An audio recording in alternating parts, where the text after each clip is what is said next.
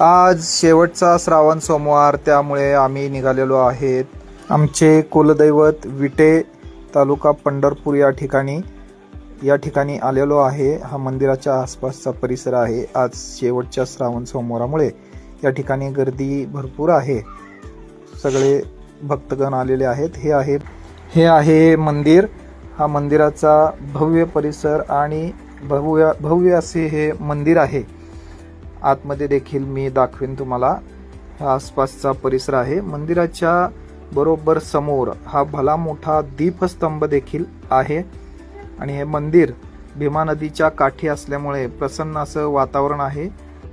मंदिराच्या दक्षिण दिशेला घाटाकडे जाण्याचा रस्ता आहे जो नदीला जातो, तिथं घाटच आहे आणि दक्षिणेला अमोघ सिद्धाचं एक छोटंसं मंदिर देखील आहे।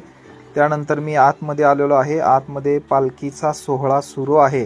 पालखी पहिल्यांदा 5 प्रदक्षिणा मंदिराला घालते व त्यानंतर पालखी मंदिराच्या आतमध्ये ठेवली जाते। आपण पाहू शकत आहे की मंदिरामध्ये पालखी ठेवण्याचा हा सोहळा सुरू।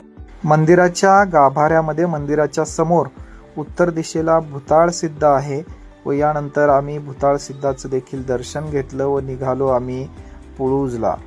पुळूजमध्ये हे राजा लिंगेश्वराचं भव्य असं मंदिर आहे आणि या मंदिराच्या समोर देखील आपणास दीपस्तंभ दिसत आहे।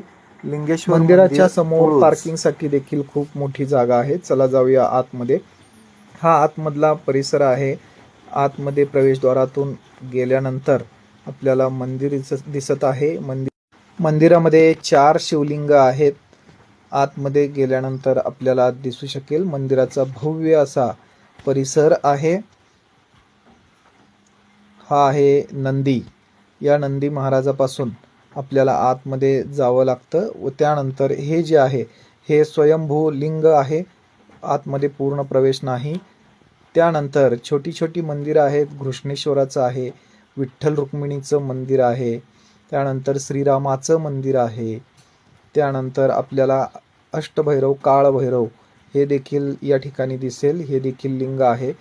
यानंतर येताना देखील इथं आपल्याला 2 लिंग स्थापित केलेले दिसतील। असं भव्य असं सुंदर असं हे मंदिर आहे, राजा लिंगेश्वराचं मंदिर, जे पुळूज या ठिकाणी आहे। त्यानंतर दर्शन घेऊन आम्ही निघालो आमच्या घरी। धन्यवाद।